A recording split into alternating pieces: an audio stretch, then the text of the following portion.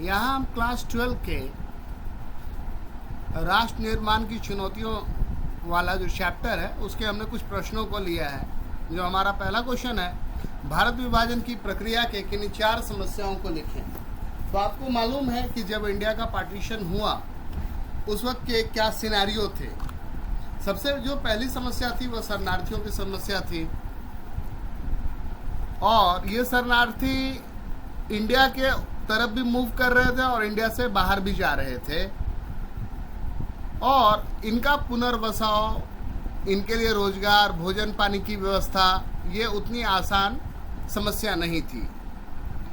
दूसरी, भारत के विभाजन की प्रक्रिया की दूसरी समस्या जो थी वो थी देशी रियासतों का स्वतंत्र भारत में विलय करना।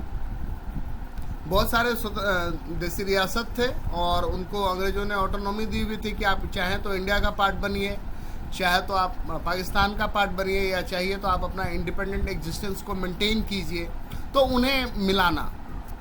तीसरी महत्वपूर्ण समस्या थी देशी रियासतों की स्वतंत्र भारत में विलय करना, और विभाजन के फलस्वरूप राज्यों के पुनर्गठन की समस्या भी पैदा हुई।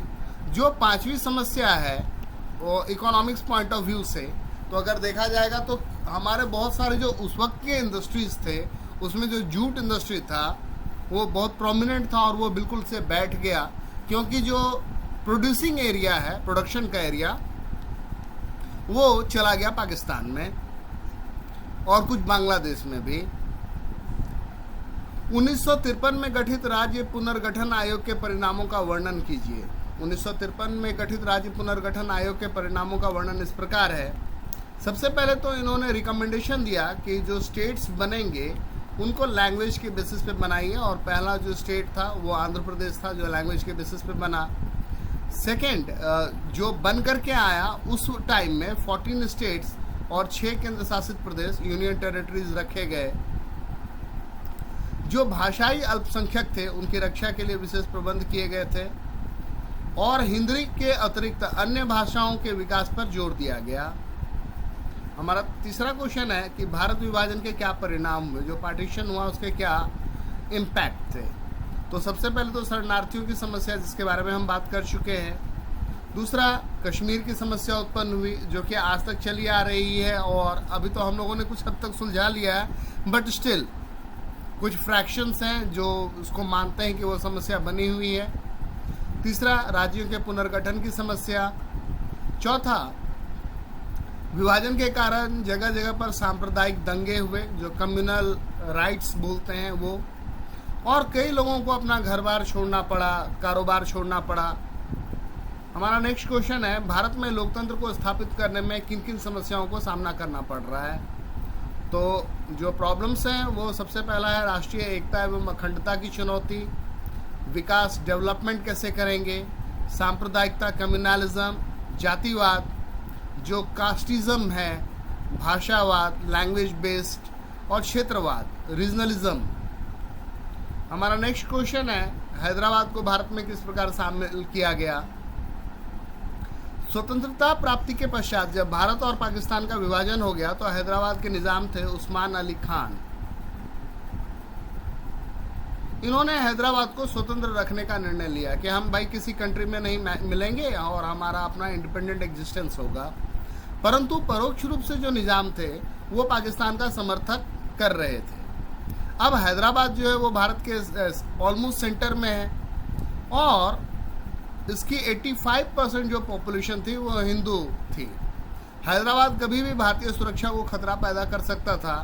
अतः सरदार पटेल ने काफ़ी मनाने के बाद भी निज़ाम जब नहीं माने तो भारत ने सैन्य कार्यवाही की और हैदराबाद को भारत में मिला लिया। अब इसके संदर्भ में आप ये भी पढ़िएगा हिस्ट्री में या और कहीं भी पढ़िएगा कि निज़ाम ने अपनी एक फ़ौज बनाई थी जिसको कहते हैं रजाकार, और ये रजाकार जो थे इनका मेन मकसद था कि ऐसे लोग जो इंडिया में मिलना चाह रहे हैं उनको किसी तरीके से धमकाया जाए, डराया जाए और मना किया जाए। लेकिन पटेल साहब ने बहुत ही सूझबूझ और समझदारी और जो राजनीतिक कूटनीति होती है इसका प्रयोग करके उसे मिला लिया।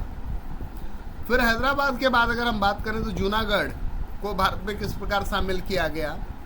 जूनागढ़ गुजरात के दक्षिण पश्चिम में स्थित एक राज्य था।